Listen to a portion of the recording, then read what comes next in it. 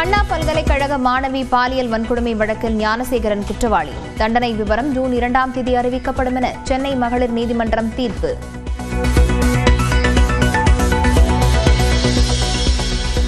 மாணவி வன்கொடுமை வழக்கில் ஞானசேகரன் மீதான 11 குற்றச்சாட்டுகள் நிரூபணம். வன்கொடுமை, தாக்குதல், கொலை மிரட்டல், ஆதாரங்களை அழித்தல் உள்ளிட்ட குற்றங்கள் உறுதியானதாக தீர்ப்பு.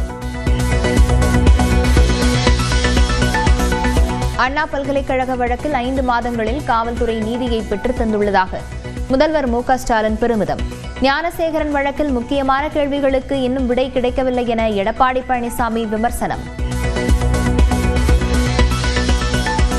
நீலகிரி மாவட்டம் கூடலூர் அருகே மண் சரிவால் போக்குவரத்து பாதிப்பு. ரெட் அலர்ட் விடுக்கப்பட்டிருக்கும் நீலகிரியில் அனைத்து சுற்றுலா தலங்களும் இன்று மூடல். நெல்லை மாவட்டத்தின் மலைப்பகுதிகள், தேனி, தென்காசி மற்றும் கன்னியாகுமரி மாவட்டங்களில் இன்று மிக கனமழைக்கு வாய்ப்பு. திருப்பூர், திண்டுக்கல் மாவட்டங்களில் கனமழை பெய்ய வாய்ப்பிருப்பதாக வானிலை ஆய்வு மையம் கணிப்பு.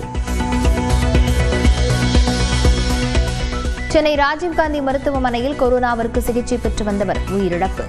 நீரிழிவு உள்ளிட்ட இணை நோய்களும் இருந்ததால் உயிரிழந்ததாக சுகாதாரத்துறை விளக்கம்.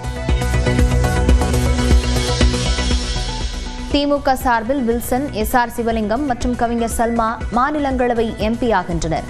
திமுக கூட்டணியிலிருந்து கமல்ஹாசன் எம்பி ஆவதாக மக்கள் நீதி மய்யம் அதிகாரப்பூர்வ அறிவிப்பு. சென்னையில் இன்றும் நாளையும் நடைபெறுகிறது அதிமுக மாவட்ட செயலாளர்கள் மற்றும் பொறுப்பாளர்கள் கூட்டம். மாநிலங்களவை வேட்பாளர்கள் குறித்து முடிவு செய்யப்படும் என தகவல். நடப்பு ஐபிஎல் தொடரின் முதல் பிளே ஆஃப் போட்டியில் பஞ்சாப் கிங்ஸ் மற்றும் ராயல் சேலஞ்சர்ஸ் பெங்களூரு அணிகள் இன்று மோதுகின்றன.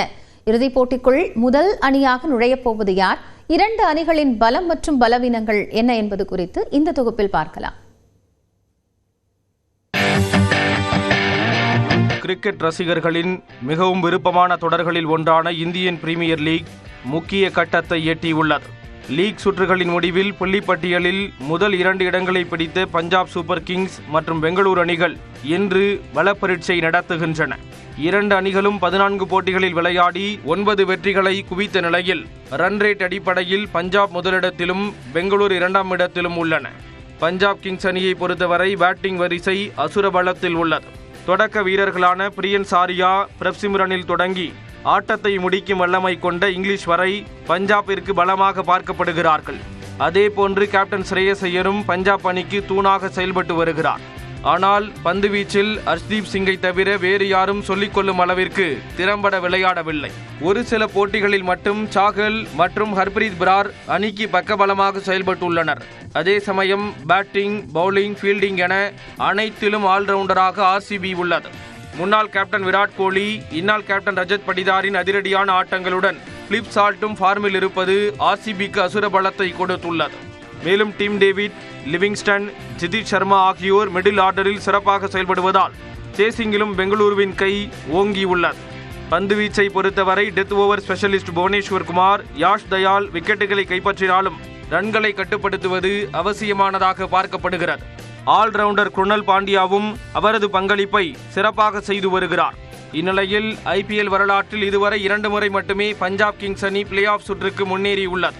2008ஆம் ஆண்டு நடந்த முதல் ஐபிஎல் தொடரில் அரையிறுதிக்கு முன்னேறிய பஞ்சாப் கிங்ஸ் அணி சென்னையிடம் தோல்வியடைந்தது.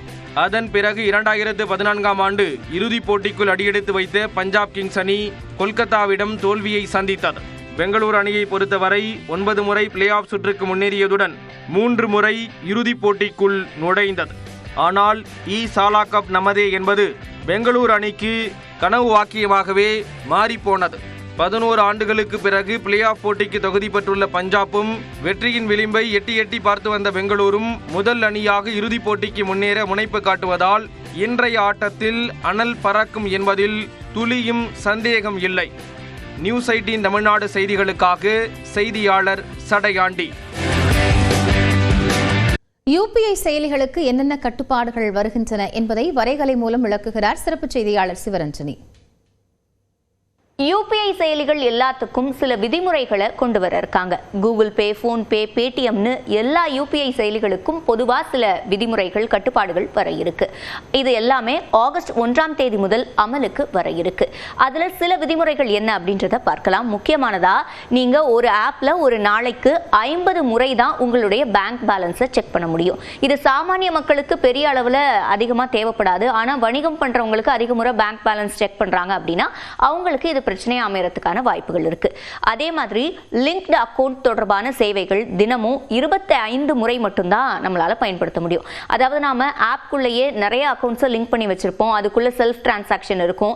இந்த மாதிரி நிறைய குவரிஸ்லாம் அதில் நாம பண்ணுவோம். அது ஒரு நாளைக்கு 25 முறை தான் பண்ண முடியும். அதுக்கு அதிகமாக பண்ண முடியாது. அடுத்த விதி பார்த்தோம் அப்படின்னா ஆட்டோ பே மேண்டேட்னு சொல்லுவாங்க. இதை P-கார்ல நாம பயன்படுத்த முடியாது. இப்போ நெட்ஃபிளிக்ஸ் சப்ஸ்கிரிப்ஷன் நீங்க பண்ணிருக்கீங்க, அதுக்கு எடுக்கிறாங்க, இல்ல புதுசா நெட்ஃபிளிக்ஸ்க்கு சப்ஸ்கிரைப் பண்றீங்க அப்படின்னா P-கார் அப்படின்றது காலையில 10 மணில இருந்து 1 மணி வரைக்கும், அதே மாதிரி ஈவினிங் 5 to 8 o'clock 7:30 இந்த மாதிரி டைம் வரைக்கும். இந்த P-காரை தவிர்த்துட்டு மற்ற நேரங்கள்ல தான் இந்த சேவையை பண்ண முடியும் அப்படின்னு சொல்லியிருக்காங்க. இதுவும் சாமானிய மக்களை விட வங்கிகள் மாதிரியானவங்களுக்கு தான் இது பிரச்சனையா இருக்கக்கூடும். அதே மாதிரி பணப்பரிமாற்ற விவரங்கள், டிரான்சாக்ஷன் ஸ்டேட்டஸ்னு சொல்லுவோம் இல்லையா, அதை நாம செக் பண்ணணும் அப்படின்னா அதுக்கு இப்போ நீங்க அந்த டிரான்சாக்ஷனை பண்ண உடனே அந்த ஸ்டேட்டஸை போய் நீங்க செக் பண்ண முடியாது. 90 வினாடிகள் குறைந்தபட்சம் நீங்க அதுக்கு காத்திருக்கணும். வங்கியும் சரி சாமானிய மக்களும் சரி காத்திருந்தா மட்டும்தான் அதுக்கு பிறகு இந்த டிரான்சாக்ஷன் ஸ்டேட்டஸை நீங்க செக் பண்ண முடியும். இந்த கட்டுப்பாடுகள் எல்லாம் எதுக்காக கொண்டு வராங்க அப்படின்னு நம்ம பார்க்கும்போது, இப்போ கூகுள் பேவா இருக்கட்டும் இல்ல பேடிஎம்மா இருக்கட்டும், திடீர்னு அவுட்டேஜ் ஆயிடும், அதாவது செயலிழப்பு ஆகிடும்.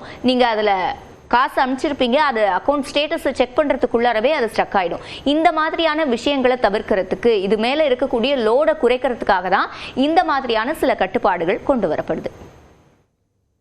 சட்டமன்ற தேர்தல் நெருங்கும் நிலையில் அதிமுக மாவட்ட செயலாளர்கள் கூட்டம் இன்றும் நாளையும் நடைபெறவுள்ளது. இதன் முக்கியத்துவம் குறித்து வரைகலை மூலம் விளக்குகிறார் சிறப்பு செய்தியாளர் சுபாஷ். அதிமுகவுடைய மாவட்ட செயலாளர்கள், மாவட்ட பொறுப்பாளர்கள் கூட்டம் 4 கட்டமாக 2 நாள் நடக்க போகுது. 29, 30ஆம் தேதி அதிமுகனுடைய தலைமை கழகத்தில் ராயப்பேட்டால இது நடக்க போகுது.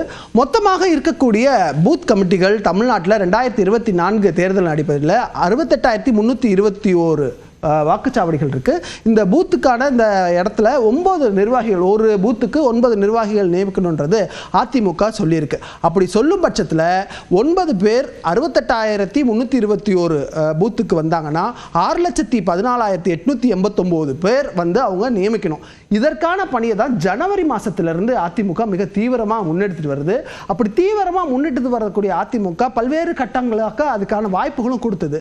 பூத் கமிட்டி நிர்வாகிகள் அந்த பகுதியை சேர்ந்தவர்களாக இருக்கணுன்ற ஒரு பெரிய கண்டிஷனை கொடுத்துருக்காங்க. அந்த பூத்தில் இருக்கக்கூடியவங்க நிர்வாகிகளாக இருக்கணும்.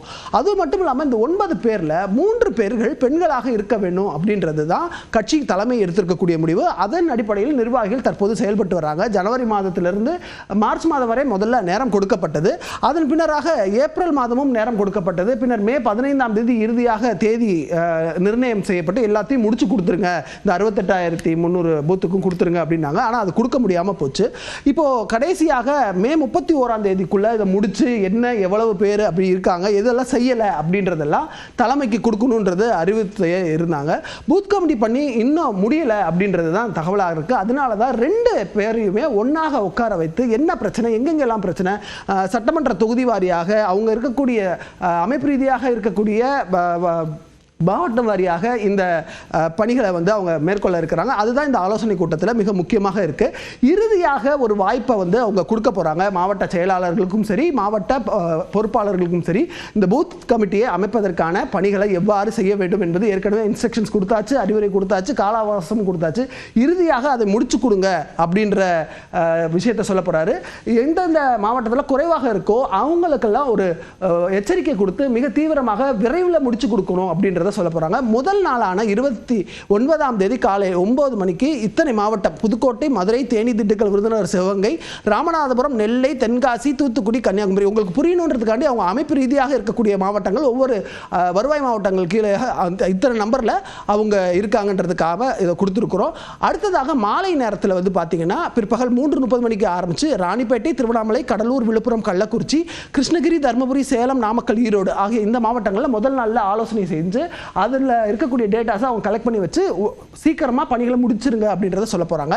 மிக முக்கியமாக அடுத்தது பார்க்க வேண்டியது 2வது நாள் காலையில், அதாவது 30ஆம் தேதி அன்னைக்கு வந்து திருப்பூர், கோவை, நீலகிரி, திருச்சி, பெரம்பலூர், அரியலூர், கரூர், தஞ்சாவூர், நாகப்பட்டினம், மயிலாடுதுறை, திருவாரூர் ஆகிய இந்த மாவட்டங்களுக்கான ஒரு ஆலோசனை கூட்டம், அவங்களுக்கான அறிவுரை கூட்டம் நடக்க போகுது. இறுதியாக மிக முக்கியமானது சென்னை. ஏன்னா சென்னையில் தான் 9 மாவட்டங்கள் அவங்களுக்கு அமைப்பு ரீதியாக இருக்கு. அதுக்கப்புறம் காஞ்சிபுரம், செங்கல்பட்டு, திருவள்ளூர், வேலூர், இறுதியாக திருப்பத்தூருடன் இந்த ஆலோசனை கூட்டம் 29, 30 ஆகியவை நிறைவடைய இருக்கு. இந்த ஆலோசனை கூட்டத்தில் அவங்க முடிச்சு இந்த பூத் கமிட்டி கொடுத்தாதான் அடுத்த கட்டமாக அவங்க தேர்தல் பணியை களத்தில் இருந்து செய்ய முடியும். அதற்கான ஒரு பணிகளைத்தான் இந்த 2 நாள் ஆலோசனை கூட்டத்தில் அதிமுக செய்ய இருக்கு.